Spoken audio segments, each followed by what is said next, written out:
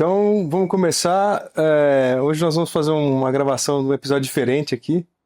A ideia é fazer um bate-papo. Eu estou aqui com o Rafa Bernardi, que é diretor de Relações Governamentais do Instituto, e o Arthur Martins, que é diretor de Relações Internacionais. E a ideia é hoje a gente bater um papo sobre o mundo, notícias, perspectivas, comentários, opiniões. Então, antes de mais nada, um brinde aqui para Um pra brinde. gente aqui, ó. Sempre. Sempre. Saúde. Só não quebra o copo. E a gente acabou de ter notícia do novo Papa. O Ixi, que vocês pensam do assunto? eu não sei, porque eu tô achando que esse papo vai causar, viu? Papa americano. No momento que a gente tá numa situação delicada ali com os Estados Unidos e a China e o mundo inteiro explodindo. Bom, o Trump comemorou bem, né? O Papa americano. Não sei se vocês tiveram a oportunidade de ver, mas um pouco antes, salvo engano, acho que foi ontem, o Trump soltou uma imagem dele Dele de Papa, vestido né? de Papa. Ah, mas ele vai ser o próximo Papa, brincadeira. Isso causou um alvoroço Pô, teve tremendo. comentário de televisão explicando que ele não teria condição de ser eleito Papa.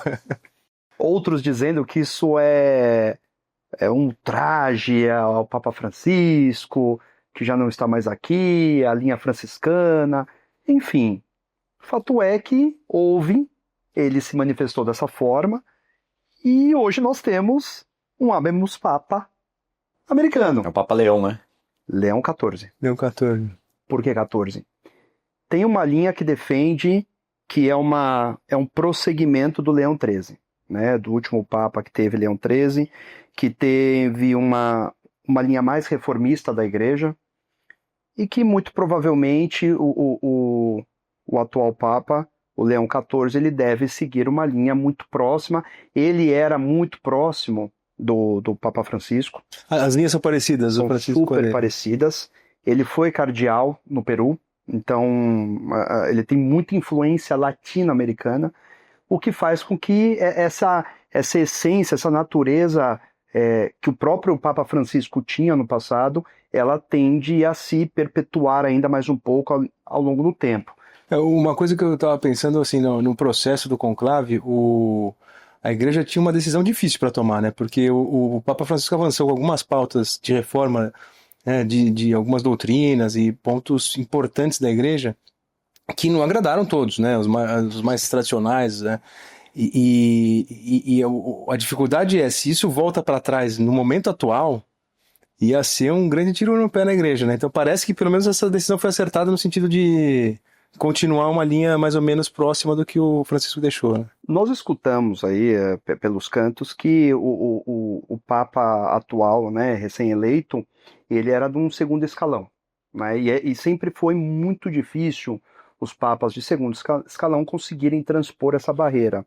Ele não era o mais, vamos dizer assim, indicado no momento, ele não tinha um favoritismo, né, dentro Que era o italiano que tava pra ser. era um italiano, agora. e tinha também um outro austríaco também que fazia coro para assumir, até porque a Itália fez um trabalho muito forte de tentar trazer o papado de volta para a Itália, né? Pegou todo mundo de surpresa, não esperavam que se tomasse essa decisão, inclusive com a velocidade que foi. Ele não era dos preferidos, né? Não era dos preferidos. E foi 80 e poucos votos, né? Que foi alguma coisa. Em menos de 48 horas. Mas também é uma coisa curiosa, que eu não sei se todos sabem, o Papa Francisco ele fez uma modificação durante a gestão dele de como funcionaria a parte de alimentação dos cardeais durante o processo do conclave. Então ele disse o seguinte, ele fez uma modificação muito significativa, que durante as primeiras 48 horas seria servido pão, vinho, peixe, salada, frutas durante as refeições, mas que após 48 horas seria reduzido a apenas saladas, pão e vinho, e após 5 dias somente pão e vinho. Para quê? Acelerar o processo. Acelerar o processo para que os cardeais, né? Bom que o vinho ficou em todas elas. E inteligente, pelo menos, né? E acho que até em homenagem, acho que, claro que de uma certa forma não foi pensada, obviamente, mas estamos aqui com um belo vinho italiano. Italiano. Muito bom, gostoso, barbaresco, enfim, da região norte da Itália. Mas fato é que Habemus Papa, né? O quanto isso vai influenciar o nosso mundo? Eu acho que muita coisa. Inclusive, partimos da premissa, e eu acho que eu posso até talvez arriscar, que o Trump está construindo aí um cenário que para ele, individualmente, é um cenário quase que perfeito. Eu tenho um Papa que é americano, eu estou recém-eleito presidente dos Estados Unidos, estou promovendo medidas e alterações das mais diversas formas e estou brigando com muita gente grande dentro do mercado. Como que o mercado vai reagir em relação a isso? Tem que falar com o Xi Jinping, que eu acho que agora é o momento de conversar com ele, depois de tudo que aconteceu, né? Aliás, vamos dar uma entrada nisso aí, né? Tarifaço, Sim. volta do tarifaço e encrenca com a Mas vai ter uma China. reunião sábado, né? Então o Trump falou que tá chegando perto de um acordo e tudo mais. Mas a grande questão é se o Brasil não aproveitar isso neste momento para fazer, né, os seus arranjos comerciais, aí a gente vai passar a oportunidade. Principalmente porque o Brasil é o celeiro, né? A gente tá vendo guerra na Índia, né? Possível guerra na Índia, tem todo esse processo de guerra comercial, Estados Unidos, China, Europa meio perdida, então a gente não sabe o que vai ser. Que é engraçado, nós temos duas bordas importantes na Índia, né? Sim. Nós temos a borda, olhando para o mapa propriamente, né? Se a gente tomar como base o mapa mundi, a gente tem na borda do lado esquerdo toda a divisão ali com o próprio Paquistão, que tem gerado os conflitos atuais. E do outro lado você tem uma linha, uma borda super conflituosa também com a China, que é aquela velha discussão numa faixa, salvo engano, de 60 a 70 e poucos quilômetros, que há uma disputa ainda eterna entre China e Índia a respeito de toda essa faixa territorial. Então, quer dizer, a Índia ela começa a adentrar num cenário, de uma certa forma, conflituoso, mas um conflituoso armado, o que eu acho que é muito perigoso. Mas uma coisa, desculpa te cortar, que eu acho que é importante falar, a Índia fala que foi uma operação específica ali contra terroristas. É uma dos Você está justificativos. falando com o Bangladesh? Isso, não, das bombas que eles jogaram e tudo mais. Caxemira. Na Caxemira. Então, assim, é um lugar que historicamente sempre teve conflito. Então, realmente vai balançar, né? E aí depois teve um problema do rio lá, que eles travaram, o fluxo de água, enfim. É uma bomba que tá para acontecer. Por quê? A gente não pode esquecer que os países ali envolvidos, eles têm uma ligação forte com as bombas atômicas. São todos nucleares. Então a gente tá esquecendo desse pequeno detalhe que vai virar uma Guerra Fria 2. E está acontecendo um movimento interessante, né? Porque hoje a população do mundo, isso acho que circulou bastante na internet, você tem um corte ali, você pegar esses países, China, Índia, e países ali da Ásia, Indonésia, Malásia, Tailândia, isso aí já compõe metade da população mundial. Sim. Né? Você tem um tequinho de terra ali que é 4, poucos bilhões de habitantes e o resto do mundo com 4, poucos bilhões de habitantes. E são países de economias pujantes, são potências nucleares, são países que estão descolando da dependência dos Estados Unidos, inclusive por conta dos movimentos que estão acontecendo lá. Então a gente deve ter uma mudança na estrutura geopolítica bem interessante. E uma coisa que eu acho que é importante ressaltar, que a gente não pode esquecer, que a gente tem a Rússia num conflito, a gente tem a Índia num conflito. Qual vai ser o próximo? A gente tem o Irã também, que está ali meio bambeando. Israel com o Irã, né? Israel, só que tem uma coisa que eu acho que é muito importante, se a gente for parar para pensar, qual são o bloco comum que eles fazem parte? O BRICS. Todos fazem Né? parte do BRICS. BRICS Plus, então assim. Aliás, vão ter tudo aqui no final. Não, Junho, na confira com a gente aqui, aqui. Mas é uma situação complicada. Porque, para quem não sabe, Brasil, fazemos parte do Conselho Empresarial do BRICS, né? Nós estamos preparando uma pauta um pouco comitivas, complicada. A gente já vai ver ali essa tensão que está acontecendo. Então, eu acho que todo esse processo que está acontecendo do mundo tentar descolar, né, dessa presença internacional, às vezes, dos Estados Unidos, enfim, gerado pela questão das tarifas e tudo mais, é algo que os blocos eu acho que vão se fortalecer em alguma medida. Óbvio, para o BRICS virar uma realidade, ao meu ver, tá? Eu acho que vai um bom tempo. Mas já está começando essa pressão. Eu acho que a gente tem que começar a ficar de olho, porque assim, os países estão começando a entrar, né, em algumas ações um pouco mais ríspidas. Houve Então, uma amplitude até de Sim. países dentro do bloco. Exato. significativo, porque isso, entrou países que hoje na distribuição geopolítica são relevantes. Exatamente. Entrou Tailândia, entrou Irã, né, ou seja, são países bem estratégicos para o atual momento do mundo, né? A potência do sul global, toda aquela discussão que está sendo feita. E Trump? Sei que é nosso diretor de Relações Internacionais, porque assim, eu vou falar a minha visão pessoal, eu não faço ideia, talvez eu faça um pouquinho, mas eu não faço ideia se ele é muito louco ou se ele é um gênio que ninguém está conseguindo acompanhar, assim, porque tá tão caótico, né, as políticas, os movimentos. Às vezes parece que ele está sendo muito preciso em criar desinformações e desarmonias para tirar o foco de algumas mudanças estratégicas. Ou às vezes tem vezes que parece que não, ele só é louco mesmo em todos os sentidos. Acho que ele tá blefando. Eu acho que no poker é aquele cara louco, dá um all-in ali na segunda jogada e vão pro tudo ou nada.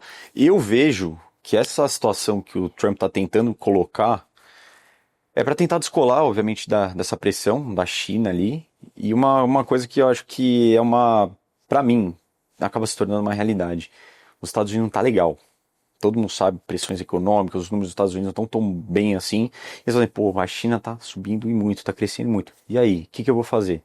Será que não tá na hora de eu fechar um pouco a minha casa, tentar organizar o negócio, dar uma pressão nos mercados internacionais para virar um pouco mais favorável para mim? Tem esse outro lado também. Não tô falando que é o certo. Ele tá balançando bastante. Mas é uma perspectiva que a gente também tem que analisar. Se fosse ao contrário. É que talvez, na nossa perspectiva brasileira, a gente não consegue imaginar isso. O Brasil não tem poder de barganha. O Brasil tem poder de barganha como país? Mas mesmo assim, você vê, o Trump falou recente aí que ele está negociando 200 acordos internacionais. Primeiro que a quantidade de países na ONU são 190 e tantos, né? Então não sei como tem 200 acordos lá. Pode ser que tenha, mas negociação de acordo não é uma coisa que você faz assim do dia para a noite, né? A nossa negociação do Mercosul com a União Europeia faz 20 anos que nós estamos negociando. Quem é negociador, a turma do Itamaraty, você sabe que é uma dedicação assim de anos, muitos times envolvidos. Não tem como um país negociar 200 acordos de uma vez. Então assim, eu realmente não sei se tem uma estratégia por trás ou se ele está só realmente fora da casinha, né? Tendo a arriscar que tem muita estratégia por trás, tá?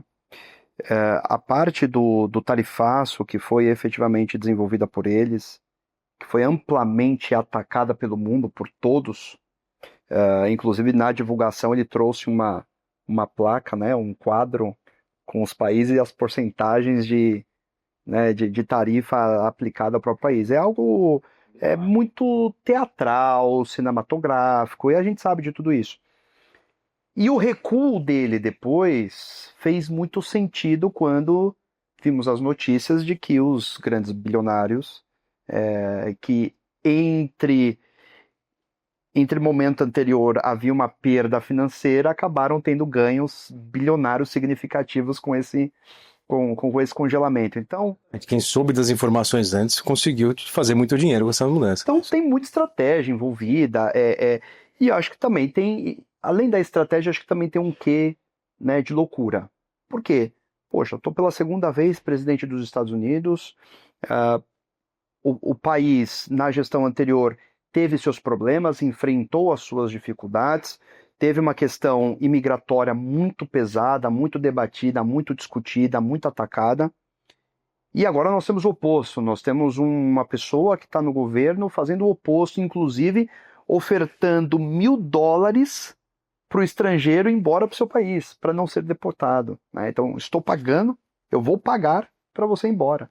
É algo que soa como louco, né? É madness, é a loucura que se implanta dentro da cabeça de um empresário que está dentro do poder de uma nação que é poderosíssima em vários sentidos. Mas fato é que, do outro lado da mesa, nós temos players tão fortes e potentes quanto. E é aqui que mora o perigo.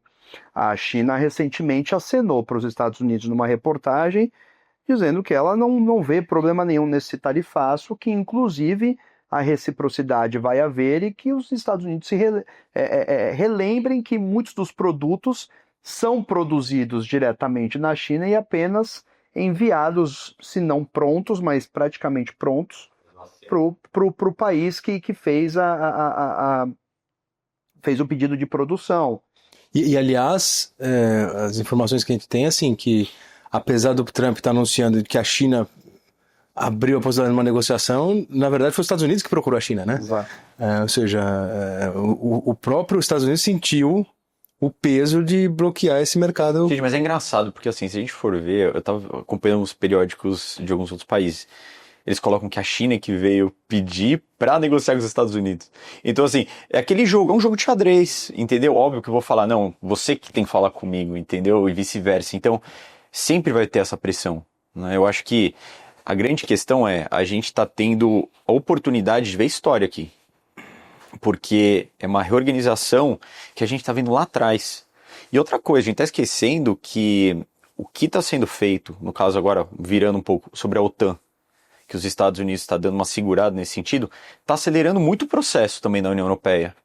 Então isso é algo que também, por sua vez, é interessante a gente acompanhar, porque a gente não pode esquecer que ali na Rússia continua acontecendo. Rússia e Ucrânia, a gente está falando, quanto tempo não está indo ainda esse conflito? O Trump falou que ia resolver. A gente está esperando.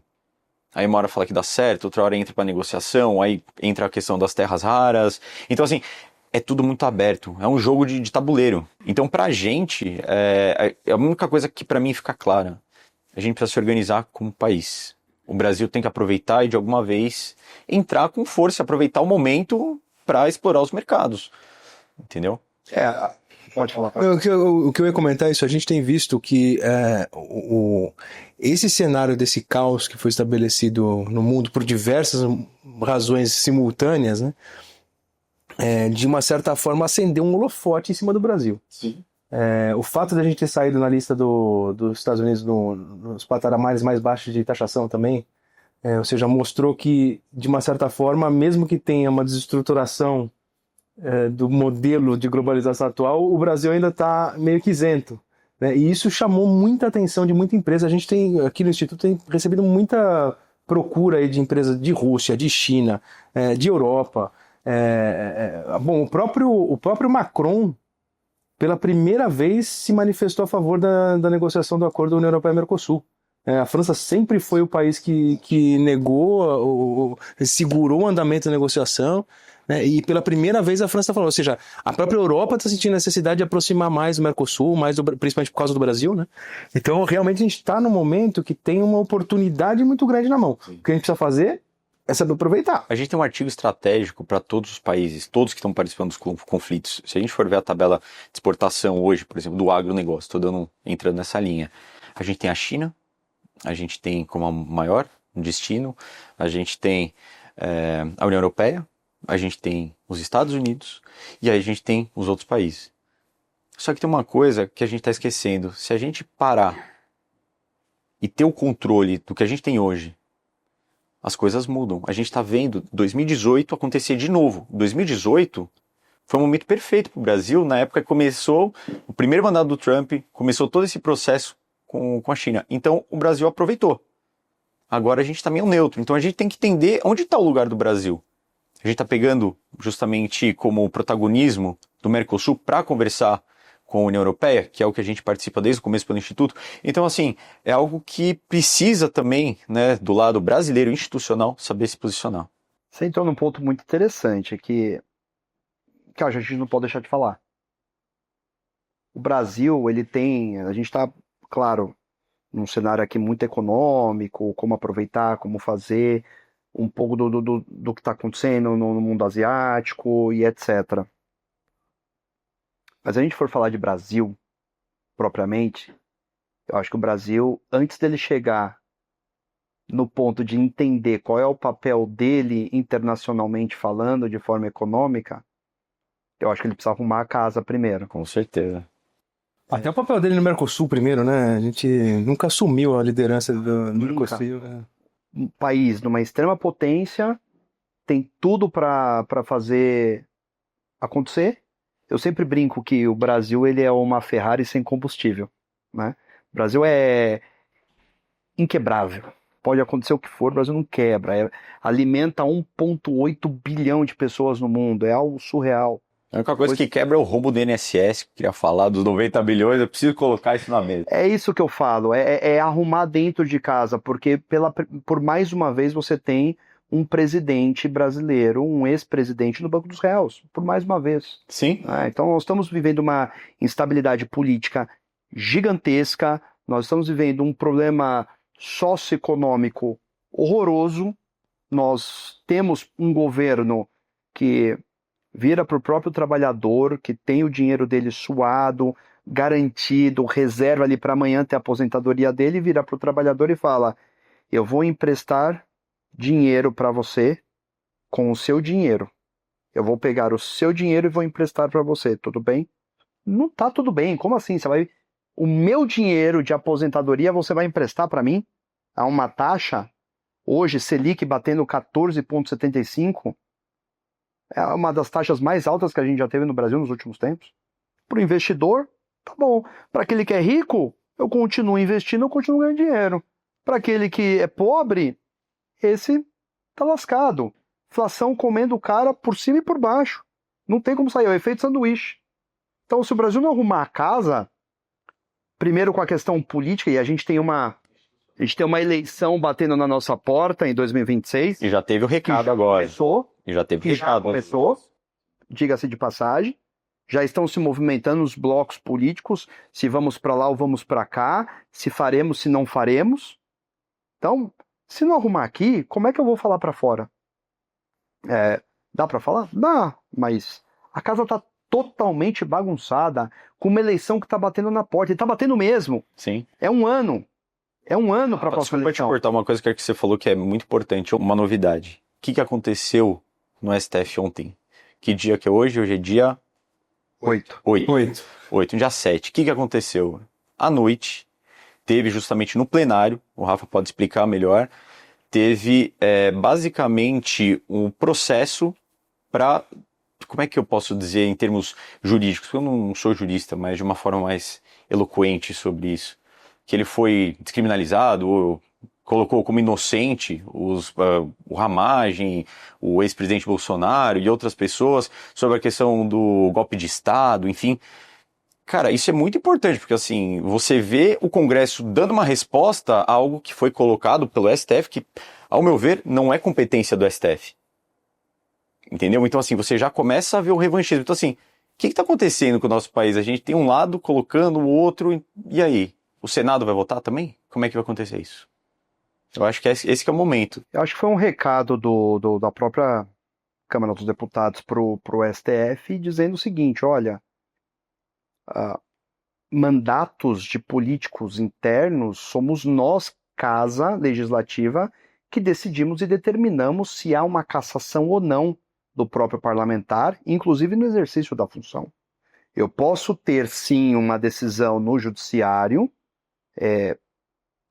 confirmando uma eventual prática de ato ilícito, alguma coisa do gênero, mas a cassação do cargo, do mandato em si, do parlamentar, do agente público, é diretamente na Casa Legislativa. Então, é algo dizendo assim, podem decidir o que quiserem, mas a perda de mandato é somente dentro da casa. E curiosamente, ontem também, não satisfeito com esse cenário, nós tivemos uma votação dentro da casa para aumentar a quantidade de parlamentares. Tá pouco, né? Tá pouco. Nós temos hoje 513 deputados e nós vamos subir mais, salvo engano, acho que eram mais 45 deputados dentro da casa. Então, quer dizer, a gente está literalmente aumentando a quantidade de parlamentares, mais penduricalhos, abrindo espaço para alocar favores, pessoas que não podem numa próxima legislatura. É basicamente isso, tá? Só lembrando que isso, 45 deputados significa 45 pessoas, 45 gabinetes. 45 gabinetes ao custo de 67 milhões de reais mês. Tá barato. Então, veja, eu vou abrir mais gabinete, eu vou trazer mais um parlamentar, eu estou com uma eleição batendo na nossa porta, tem provavelmente, eu não sei se vocês sabem, mas um parlamentar, seja um senador com cargo de 8 anos, que é o prazo dele, e o deputado federal, 4 anos é o cargo dele, mais 4, se ele conseguir uma reeleição, são 8. Então, o deputado que fica 8 anos e o senador no cargo de um mandato, eles já ganham o direito de terem os seus salários como parlamentar de forma vitalícia, incluindo plano de saúde para ele e todos os dependentes da casa dele, esposa, filho, mãe, pai, para todo mundo. Plano de altíssima qualidade.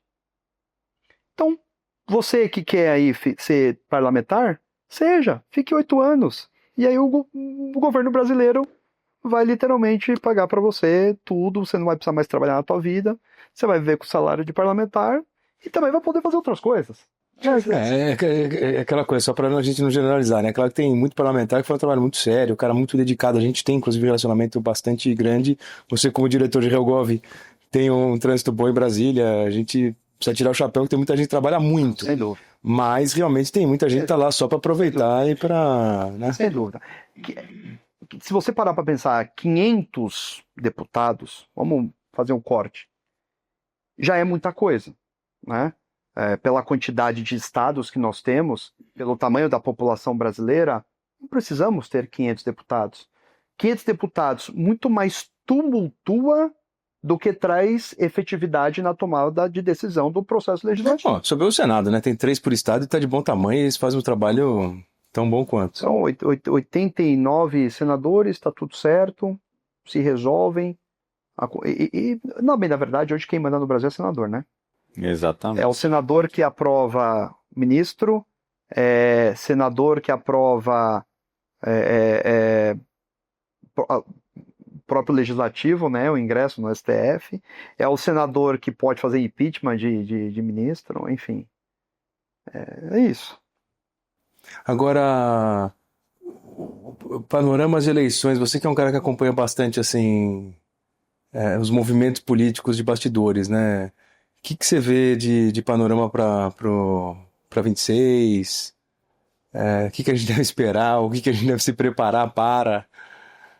Como é que tá isso aí? Olha, a gente está num cenário muito, muito complexo, né? Assim, é muito difícil hoje no Brasil você cravar propriamente um cenário específico. Hoje a gente faz uma previsão, semana que vem já é outra, né? Até porque o judiciário está se movimentando e a gente vê que tem muita informação de bastidor acontecendo, tem muita coisa acontecendo debaixo do tapete que a gente não está enxergando. Mas eu vejo que o atual governo ele tem tido um enfraquecimento muito significativo por tudo que está acontecendo no país, né? Pelos escândalos que estão surgindo, pela crise econômica que se instalou no Brasil, com todas as dificuldades, desvios e retiradas de dinheiros que iam para a saúde ou para a educação e etc. Enfim, tem N fatores que estão contribuindo para isso. Rafael Bernardi, não acredito que nós tenhamos, em 2026, um governo de esquerda. Acho muito difícil. Tá? Hoje eu também acho. Qual seria o governo mais forte de esquerda hoje? É o PT, não tem outro. Né? Se a gente traçar aqui a linha dos... Nenhum de centro-esquerda. Acho que talvez um centro-direita, ok, acho que é bem provável, e também não vejo chances de um total de direita. Não vejo chances. Dado tudo que já aconteceu no último mandato aí do Bolsonaro. Mas, muito provavelmente, tende a ser alguém de centro, no melhor cenário ali, centro-direita. Aí a gente tem muitos, né, candidatos aí do MDB, né, de republicanos. Eu ouso até dizer que, em conversas de bastidores, a gente enxerga o Tarcísio como um bom candidato. O Tarcísio disse, a gente tem falado bastante com ele aqui, ele diz que não concorre, né? O Jorge Lima também reforça isso, que eles querem ter... Mas é aquela história, é que nem outra hora aqui no governo, né? Aí tem o Zema, tem o Caiado, tá todo mundo falando, lógico. Aliás, eu torceria para ele concorrer, viu? Porque eu acho que ele seria um excelente presidente. Tem um quê aqui, que eu sempre digo, e aí quem tá no meio político sabe e entende bem isso.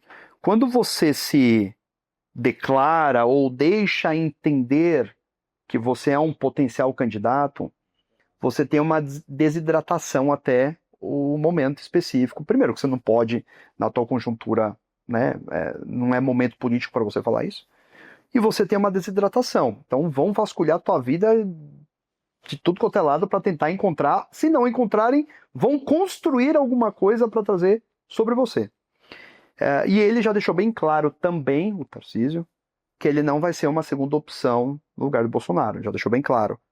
Meio querendo dizer assim, ou eu sou ou eu não serei. Ponto. Ou vem comigo ou eu não serei nada, né? Mas acho que tem um potencial gigantesco. Vai sair do governo de São Paulo? Não sei. O grande fato, por que ele alça como um nome forte? Porque ele foi de infraestrutura da gestão Dilma, né? Prosseguiu na infraestrutura na gestão do Bolsonaro. E tem feito um belíssimo trabalho de governador, né? Isso é indiscutível. O que ele tem feito no estado de São Paulo, a modernização, a digitalização do estado de São Paulo, absurdo. foi algo significativo que não foi feito nos últimos tempos. O vice-presidente que me perdoe, mas o que foi feito nesses últimos 3 anos é algo que não se via nos últimos 10. Então nós tivemos uma evolução significativa, né? Por isso que me parece ser um nome fantástico para esse tipo de cenário, tá? Mas uma coisa que acho que é bacana colocar, a gente tem um grupo muito forte, a gente tem um Ratinho Júnior, que está falando também, óbvio, todo mundo pode falar o que for, o Caiado, o Zema, que tá meio assim, fazer uma chapa com o Porco Tarcísio. Tem um grupo sendo formado, que é um grupo ali que flerta com um lado, segura um pouco mais moderado. Então, eu acho que a gente está no momento de uma construção política do país. A gente pode esquecer, até o Rafa pode saber melhor disso, a respeito agora das alianças que foram feitas. A gente tem um PSDB se alinhando, tem um PP com União. Então, tem uma mudança sendo feita nesse processo, preparando justamente para as eleições. A gente não pode esquecer, como eu falei, das eleições municipais que aconteceram. É só a gente ver os números e os partidos que foram, a parte mais ideológica. É só um sentido para a gente ter um panorama do que espera justamente o ano que vem. Acho que isso Porque assim, na minha visão pessoal, eu acho que o ideal mesmo é a gente sair dos extremos do pêndulo, né? Eu acho que sempre que a gente está em posição extrema é ruim. Não, porra, Porque a gente tem uma tendência, depois do balanço aí, de diminuindo essas polaridades. Que a gente polarizou muito a discussão política, econômica, social, nos últimos anos, né? Agora, uma coisa que me chama a atenção, voltando para o panorama internacional, que mesmo com tudo isso, né, com esse roller coaster que a gente enxerga aqui dentro do Brasil, segundo a nossa régua, ontem eu estava num evento e tinham lá vários bancos internacionais, né? E eu conversei com o CEO do Banco de Desenvolvimento da Coreia e o Banco KEB, que é o maior banco privado da Coreia. E eles comentando o seguinte, que eles querem aumentar os investimentos do Brasil, porque eles estão presentes aqui, e eles são focados ainda hoje em empresas coreanas, mas que eles querem ampliar para outros projetos, para crescer os investimentos do Brasil, porque eles enxergam o Brasil como um país muito estável. E realmente, quando você olha pela perspectiva internacional, a gente é estranho para a gente ouvir isso, mas quando você olha pela perspectiva internacional, eles até que têm razão, né? Porque você vê, a gente não tem conflitos armados, a gente não está envolvido nos maiores... Não tem tsunami, não tem, né, grandes problemas sociais mesmo, né? Então, assim, claro, eu acho importante a gente sempre ter a nossa régua e ter uma perspectiva nossa de tudo que a gente possa melhorar. Mas realmente, olhando para o panorama do mundo hoje, como é que eu vou falar que a gente está sofrendo aqui de muita coisa na frente de um russo, ou de um ucraniano, ou de um judeu, né, ou de um palestino? É aquilo que eu falo, né? Sob o lado econômico, com todas as dificuldades e adversidades, o Brasil é uma Ferrari sem combustível. Então, quem quer trazer o combustível para o Brasil vai fazer essa Ferrari andar. Isso é fato. Com uma taxa Selic a 14,75, qualquer aplicação financeira hoje ela vai te dar minimamente 14 ao ano. Isso você não tem em lugar nenhum. Isso você não tem em lugar nenhum. Então o investidor, ele ri sozinho. Ele ri literalmente sozinho. Se a gente partir, inclusive, para a área da infraestrutura, a quantidade de concessões que foram feitas para os aeroportos brasileiros, as grandes obras de rodovia que estão sendo feitas, né, empresas como a Sabesp deixando de ser pública, vindo a ser privada, isso é mais do que um recado de que nós temos uma potência na mão e que para quem é o estrangeiro que está fora, ele enxerga justamente nessa linha. É estável, eu não tenho oscilações significativas. Eu tenho uma moeda que internacionalmente ela não é forte, mas ela também não é fraquíssima. Ela está numa linha mediana. E eu tenho um país com uma taxa de juros gigantesca. Então, para quem tem dinheiro e aporta, o retorno é quase que garantido, né? Então, acho que é nessa linha aí que é curioso. Não. Pra isso, mas eu não vou discordar. Não briga, quer discordar? Vamos discordar. Boa. Não briga, vai. Porque, olha, Tem que discordar, alguém tem que discordar, que tá muito bonito. não podemos. A gente tem que criar discórdia. Por que você discorda, meu querido irmão Arthur? Eu discordo por uma pequena questão. A gente está falando agora do maior escândalo da nossa história. Sim. Não tá bonito o negócio aqui. Eu não consigo enxergar isso como bonito, gente.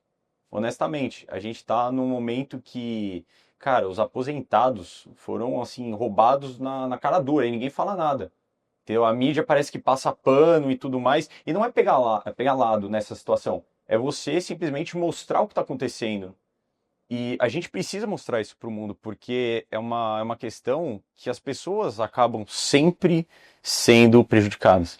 E aí, Olha lá. aposentados, Exato. quem vai pagar essa conta somos nós. Todo mundo. Então, assim, é muito complicado isso. Né? Eu falei das questões das instituições. Cara, por investidor internacional, eu não teria segurança. Por mais que esteja bonitinho, parece que está, sabe, eu tenho uma aplicação que está rendendo e tudo mais, e a segurança que eu tenho no aftermarket? Eu acho que é essa, pelo menos, a visão para compor. Porque, assim, eu não consigo sentir uma segurança em um país onde eu tenho... É complicado falar, eu não tenho segurança nenhuma, ao meu ver. Você não tem segurança mesmo em alguns países, algumas cidades aqui do país. A gente não tem segurança jurídica, a gente não tem segurança financeira, honestamente não tem. E aí, se acontecer um problema com uma empresa aqui no Brasil, a gente vai reclamar para quem? A gente está no momento de uma crise financeira. E aí? Reclamar para quem? A gente não tem que reclamar, porque a culpa foi nossa. Isso eu acho que é um aprendizado para todo mundo, no sentido de como a gente votar. A gente tem que sair da polarização. Concordo totalmente, só que a gente tem que votar com consciência. E eu acho que a grande questão ali é a informação. A gente tem uma crise de informação. Será que chega essas informações às pessoas? Eu acho que não. Então eu entrei na sua canela, desculpa. Coloca a caneleira, por favor. Mas é a minha visão, né? Eu acho que a gente tem que discutir mesmo, porque acho que é importante ouvir outras visões. Eu só vou fazer um complemento e aí eu quero ouvir o Mauri. Quero ver o que o Mauri acha efetivamente disso. Eu tive ontem a oportunidade de estar com uma empresa chinesa e o CEO Latam deles, o GM, né, o General Manager, ele mora no México. E ele está literalmente cogitando com toda certeza absoluta mudar a base dele para São Paulo, porque ele acha São Paulo mais seguro. Exato. Ele acha o Brasil mais seguro. E aí é tudo uma questão de perspectiva. É como você enxerga e de onde você enxerga. Se você comparar Brasil com México, inevitavelmente você vai estar num ambiente muito mais seguro. Né? Lá você tem um risco de ser sequestrado gigantesco, ainda mais sendo estrangeiro. Né? Então é tudo uma questão de perspectiva. Sim. Daquilo que você enxerga. Mas fala, Mauri, o que você acha? Que lado ou você vai tendencionar aí o lado Lorde? Não, tendencionar não. Uma coisa que eu acho interessante, assim, a gente que trabalha numa instituição internacional, naturalmente a gente acaba ficando exposto a diferentes pontos de vista. Uhum. Porque a gente tem o nosso lado pessoal, e aí eu concordo 100% com o que o Arthur falou. Quando a gente olha para nós, para nossa realidade, segundo a nossa perspectiva, puxa, você falou, eu não tenho que tirar nem pôr. É exatamente a visão que a gente enxerga aqui, né? Puxa, tem segurança, tem estabilidade, tem... Só que aí, assim, aí eu pego uma mão no telefone, aconteceu agora, esses dias, eu fui ligar para resolver um assunto com o escritório da Ucrânia. Eu liguei de manhã para eles lá, o cara me atendeu meio cheio de olheira, tava com uma cara estranha, eu falei, mas tudo bem com você e tal? Ele falou, pô, foi difícil que eu passei a noite inteira aqui, bombardearam o Kiev, durante a noite inteira, e eu tô aqui, podia ter explodido minha casa, explodiu a rua aqui na frente, né? O cara tá morando sozinho lá, um amigo, conheço, tá morando sozinho lá, a esposa fugiu para um país, as duas filhas fugiram para outro, e aí você olha isso e fala, puxa, eu não sei o que é essa realidade. Sim. É um tipo de dificuldade que a gente nem conhece aqui. Você não sabe o que é dormir com bomba explodindo do lado da tua casa, né? Então, assim, não acho que isso seja uma coisa que a gente deve olhar no sentido de apagar os problemas que a gente enxerga. Sem dúvida. Sim, cada um Eu acho que a gente faz deve bem. continuar olhando segundo a nossa régua aqui e vendo sempre o que a gente pode melhorar. Mas é interessante que existem perspectivas diferentes, né? Dependendo da lupa que você põe, você enxerga de uma determinada maneira. Mas é a partir daí que a gente começa a formular saídas e, acima de tudo, respeito. Se a gente ficar brigando, que você é X, você é Y, cara, você não tá numa padaria, você não tá no supermercado pra você ter um rótulo lá seu. Você é uma pessoa normal, você pode ter opinião X, Y, Z. E ponto final. E não é ser do muro, é uma questão de você olhar segundo a tua perspectiva. É que o grande problema social que a gente vive hoje, talvez no Brasil, talvez acho que até no mundo, primeiro que o miscommunication é um problema sério e sempre vai ser em qualquer lugar. Mas a gente está vivendo na atual sociedade que eu acredito, logo estou certo. Então, isso é muito complicado. E eu gosto de falar o seguinte, qual que é o maior combatente da intolerância? Qual que é o maior combatente da polarização? Eu tendo a dizer que para você chegar nessa reflexão, para você conseguir absorver, entender um pouco e falar, olha, puxa, acho que nessa linha eu consigo, de uma forma muito objetiva eu diria o seguinte, o maior combatente é a dúvida. E quando você coloca e se dá o luxo ou a oportunidade de ter a dúvida daquilo que você lê, daquilo que você vê, daquilo que você escuta, inevitavelmente você está combatendo a intolerância. Você está se dando a oportunidade de escutar um diferente, de refletir um diferente. A sua visão, ela amplifica significativamente. Então, se as pessoas hoje conseguissem permitir que o colega refletisse, porque o fato de eu dizer que eu não concordo ou posso pensar, já é motivo de dizer, bom, então se você não concorda comigo, então a gente tem uma coisa muito complicada aqui. Mas não é questão de concordar ou não, é questão de me permitir a fazer as minhas reflexões daquilo do que eu entendo. Nossa, Rafael, isso que você está falando é uma questão tão interessante, porque você vê hoje, dos maiores conflitos que estão acontecendo no mundo, nominativamente Estados Unidos e Rússia, né? O que a gente tem é líderes que têm exatamente a falta desse ponto de vista diferente, né? Porque tanto o Putin quanto o Trump, o que aconteceu com eles? Eles se acercaram de pessoas que só pensam da mesma forma que eles. Né? Então, essa intolerância de aceitar um posicionamento discordante, o que acontece? Você acaba se descolando da realidade. Você só vive dentro da bolha enxerga daquela mesma maneira. Né? E eu acho que, é claro que a comparação é até difícil, porque eu entendo o Putin como um cara muito mais estrategista e inteligente do que o Trump. Mas se olhar o panorama onde eles vivem, hoje é isso. É uma bolha que ele só aceita visões iguais à dele. Né? Posso discordar? Brincadeira. Não, a única coisa que eu fico pensando também, você falou da questão da bolha, é uma realidade gigantesca, mas uma coisa, se vocês me permitem uma reflexão aqui, conjunto. Não permito. Acabei de falar de... Tô indo embora. Não permito, porque se não for com o nosso lado, não quero. Eu queria deixar claro que eu tô certo, você tá errado. Não, brincadeira. Mas uma coisa que eu acho que é importante, até pra gente pensar, quando a gente vê toda essa questão da bolha, será que talvez não é uma forma de proteger o dentro do teu país? Seria talvez um neoprotecionismo? É uma forma da gente ter uma reflexão também do que está acontecendo. Realmente assim, os exemplos que a gente está citando, e você pensar em outros também, né, Xi Jinping, você vai ter um aspecto de um nacionalismo muito extremado. Isso eu vi, acho que na época da pandemia começou, acho que, a crescer. O pessoal falou, opa, o que está acontecendo? Eu preciso defender o meu. E isso é algo que está crescendo. Mas de qualquer forma, é uma visão ainda assim míope, e eu vou dizer com respeito, mais burra, né? Porque hoje ninguém se sustenta sozinho. O mundo ele é globalizado por necessidade, né? A gente acho que até a visão das taxações, que foi o que justificou o tarifaço do Trump, isso é fruto de uma visão muito antiquada e antiga de desenvolvimento interno do mercado por segregação.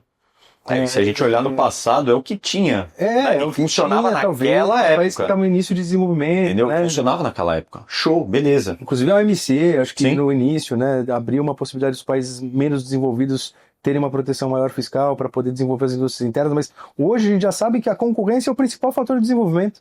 Quanto mais se abre o mercado, mais ele desenvolve. Né? E nós estamos vendo o efeito absurdo que está gerando o fechamento do mercado americano com o Trump. Né? Vocês estão Por isso que é bom a gente colocar, porque assim, a gente tem que trazer a dúvida. É o que você falou da dúvida para a gente poder formular. benefício. Por isso que eu falei essa questão, porque eu acho que é algo que É um benefício. justamente, eu vejo que as pessoas têm colocado muito isso, a questão é o não protecionismo, o que o pessoal está fazendo, só que é uma forma para a gente fazer uma reflexão.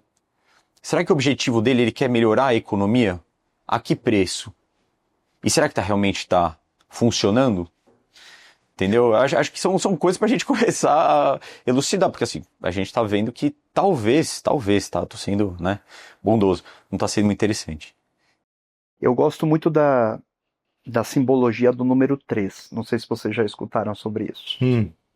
A simbologia do número 3 ela é carregada de conceitos, de situações que te levam efetivamente a refletir sobre os mais variados pontos de vista. Mas a filosofia do número 3 é dizer o seguinte: com 1, você levanta. Com 2, você fica de pé. E com 3, você se equilibra. E se você parar para pensar, hoje, tudo rege dentro do número 3. Nós temos os 3 poderes no Brasil. Né? Existe sempre aquela velha máxima que você tem a versão do A, a versão do B e a versão verdadeira, que é a do meio, que é como se fosse uma terceira.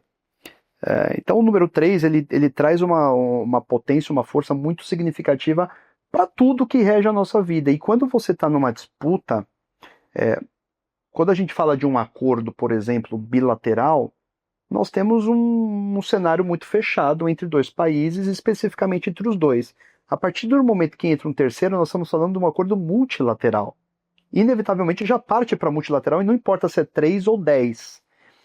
E o número 3, ele traz o terceiro nesse ponto, ele traz justamente talvez uma visão equilibrista ali. Falou, opa, peraí, vocês dois, tudo bem, funciona para vocês dois, mas para mim não está funcionando.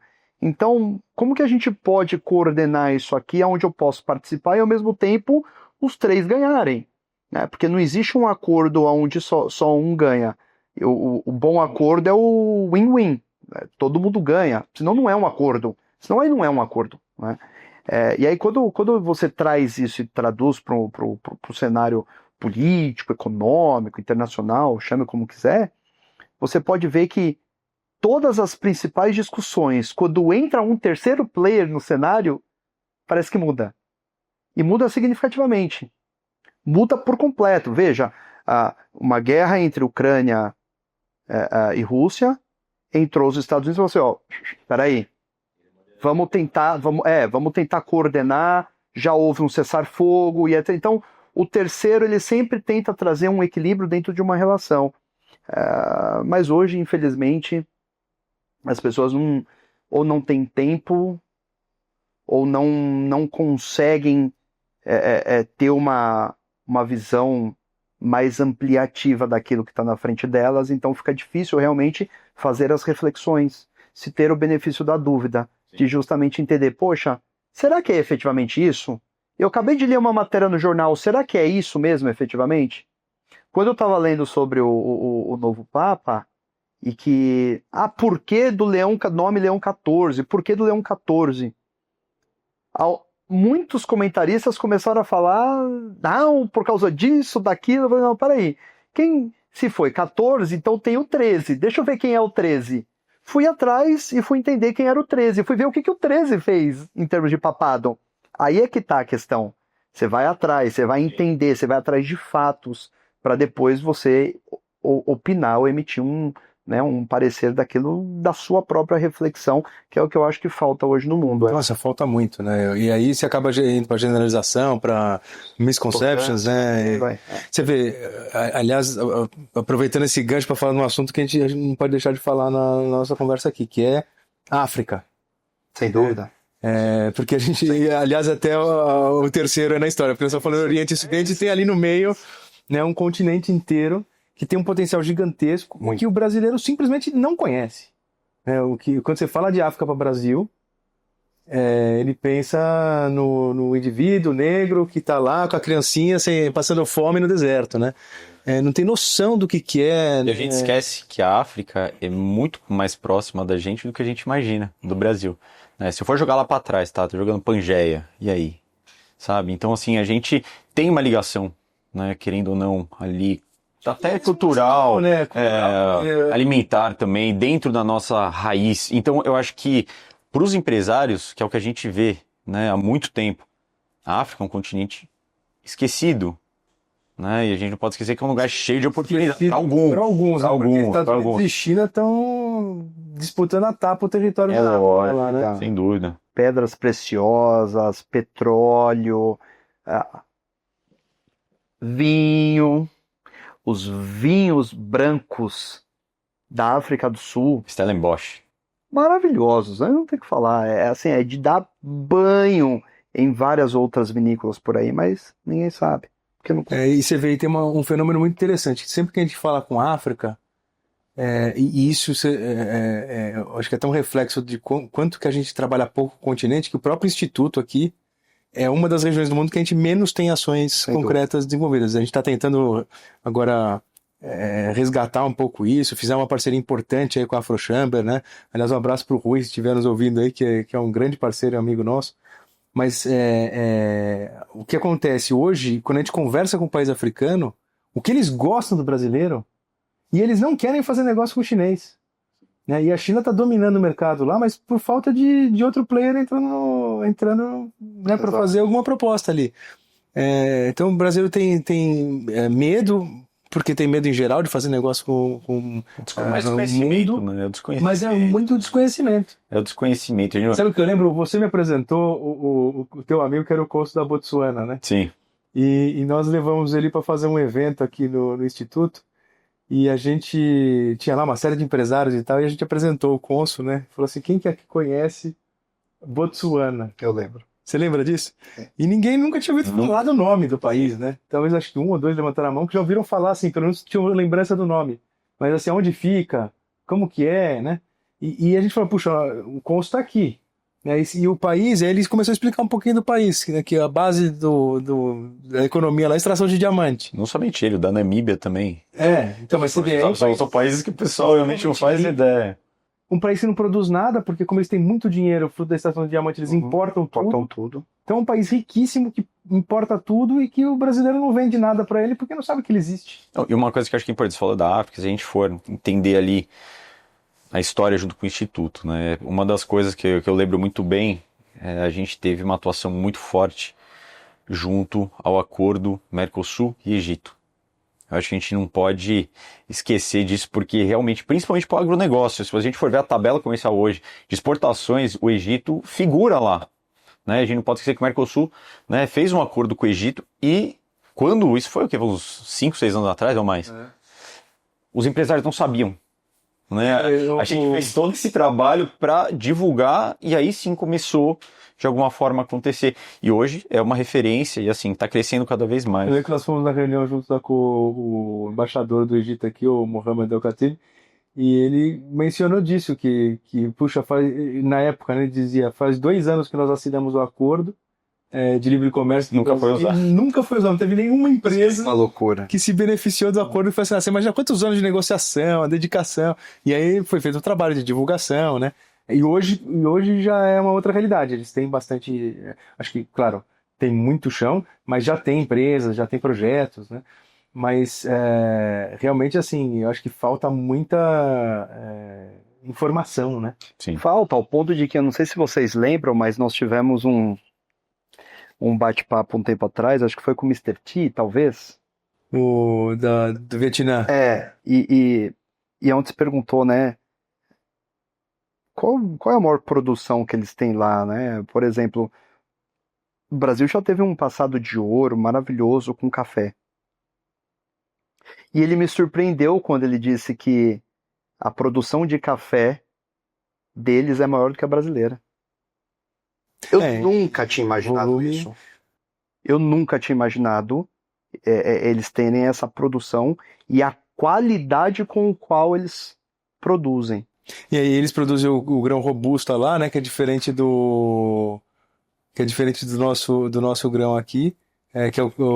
o arábico. E eles fazem muita parceria, né? Eles querem o café brasileiro para poder juntar com o robusta para poder vender para Europa, né? É isso que eu queria saber, Arthur. Me fala, qual é a próxima refeição, de acordo com o novo Papa, com Leão XIV, qual é a próxima refeição que vai ser servida? Porque lá em Roma agora já são. Em Roma já tá bem de noite já, né? Roma agora já são 9 horas da noite. O que vão servir? O que você acha que o Papa Leão XIV recém vai servir agora para o pessoal? O que você acha, Arthur? É importante. Olha, eu vou explicar o que aconteceu, porque ele tá querendo me trollar aqui, porque foi um comentário muito, muito triste que foi feito aqui. Mas eu acredito que o Papa ele vai ter uma refeição leve, porque ele quer descansar a cabeça, ele tá turbilhão de ideias, porque não é fácil você ser Papa. Mas me fala, Arthur, teremos vinho na refeição do atual Papa? Com certeza. E não é hambúrguer. Vamos ter vinho, uma refeição leve. E eu acho que é muito importante o que o Rafa falou, porque Italiano ou americano? Isso. vinho português, Nós vamos porque ter ele é um conhecedor de vinho, como o vinho português é o melhor do mundo, a Então, gente vai então ter você vinho está português. dizendo que um Papa americano, no Vaticano, Sim, vai tomar um vinho português, exato, Porque tem a atuação do Peru. que tem atuação no Peru. Exato. Ok. Ele é global, né? E ele, acima de tudo, é um Verdade. conhecedor de vinho. O vinho português é fantástico. Turiga Nacional é um vinho com uma uva magnífica. Eu acho que vale muito a pena, tem que conhecer. É o melhor de todos. Vinho italiano, todo respeito, eu acredito que tá no patamar um pouco, muito abaixo. Nada demais, mas eu acho que o vinho português ainda é muito bom. E Portugal, Arthur? Eu sei que tem sangue português aí. Como é que tá o mercado de Portugal? Porque assim, quando a gente fala em internacionalização para brasileiro, o primeiro target é Portugal, né? Vale a pena? Tem mercado? Cara, Portugal, ele tem uma facilidade, primeiro, pelo idioma, obviamente. E agora, eu acredito que os brasileiros eles estão aprendendo a conhecer um pouco mais sobre Portugal, porque Portugal é a entrada para a Europa, para os brasileiros, até mesmo para testar produto. A gente não pode esquecer que o mercado da Europa ele vem passando por diversas transformações, né? E a gente não pode esquecer que Portugal é o berço do empreendedorismo. Então, eu acredito que para o brasileiro, o melhor caminho para testar o produto, testar a região, acho que seria Portugal. Entendeu? Lá em Portugal. Falei, eu tenho que representar Portugal. Mas me fala, lá em Portugal é comum usar meias coloridas? Super comum, tá? Eu senti um pouco de inveja, tá? Mas tudo bem. Eu tô com meia. Você tá sem meia. Justamente, né? Mas é normal, é normal. O costume ocidental é assim, né? Uma coisa diferente. Inspiração no Justin Trudeau, essa daí. Não, Deus do céu. Falando de Trudeau, não sei se vocês viram o encontro do primeiro-ministro canadense com o Trump. Foi interessante essa daí. Foi muito legal. Gosta de climão, hein? Interessante. Tanto de Eu climão. não pode, mas Climão. foi legal para um caramba. Explique-nos. Que isso? Que isso? Bom, basicamente o Trump tentou comprar o Canadá. Eu acho que o resumo da história é essa e o primeiro-ministro disse que o Canadá não está à venda. Não, mas não, Apesar de que o Trump falou, vamos ver. vamos ver, vai que parcela, tem no Pix também, vai que consegue alguma coisa, né? Mas eu acredito que assim, de novo, eu vejo que tudo que está sendo falado é um belo marketing. E eu acho que assim, está sendo comprado, a mídia está comprando, todo mundo está comprando, e ele está fazendo isso para trazer essa movimentação para ele, essa atenção para ele, porque ele sabe que ele está chefiando a maior nação do mundo, uma nação poderosa. Se a gente for ver hoje, os Estados Unidos, ele precisa crescer, não só economicamente. A influência dele precisa crescer. A China está crescendo silenciosa há muito tempo, né? Então, para mim, ele é um ato de desespero, ao meu ver. Desculpa se estiver falando alguma coisa contrária dos senhores aqui, estamos simplesmente conversando, mas é algo que realmente eu sinto, ele está querendo mídia, tá? Mesma história da Groenlândia. Vai comprar a Groenlândia? Ou a questão do próprio Panamá, do canal do Panamá. Então, é muito delicado. É estratégico o Panamá? Super. Porque a gente não pode esquecer que a China está de olho há um bom tempo no Canal do Panamá. Então, como é que você vai deixar essa administração do Canal do Panamá? O próprio Panamá não quer essa administração, porque ele sabe dos problemas que tem. E lá é um lugar muito estratégico, para ambos. Bom, senhores, a gente está com o aviso aqui de que estão acabando o tempo da nossa conversa. Mas Acho que é bom a gente guardar para uma próxima também. Mas gravou o que eu falei, né? Gravou. Ah, então tá bom. Vai que, né, meu? Vamos mensagens finais, assim. O que vocês acham que a gente pode deixar de recado final? Bom, eu acho que como todo brasileiro, brasileiro não desiste nunca, né? Então, a gente tem que pensar sempre no melhor, pensar no momento que vai advir ainda de muito mais prosperidade para todo mundo. Estamos vivendo um momento delicado, mas eu tenho certeza que todos nós aí evoluindo dentro da própria individualidade, o Brasil com certeza vai ser muito melhor. Nossa, depois dessas frases eu não preciso falar mais nada, assim, eu Concorda? concordo, ratifico tudo, perfeito, Então, brinde. perfeito, E aí eu quero escutar a última brinde. mensagem do Mauro. O que é que ele deseja? perfeito. Eu não falei? Não? Você não concordou? Não, mas eu gostaria de falar também. Ah, então me desculpa. Brincadeira. Mal, por favor. Não, eu acho que eu fico muito feliz de poder estar nesse meio, discutindo, trabalhando, contribuindo para deixar alguma coisa melhor para o Brasil.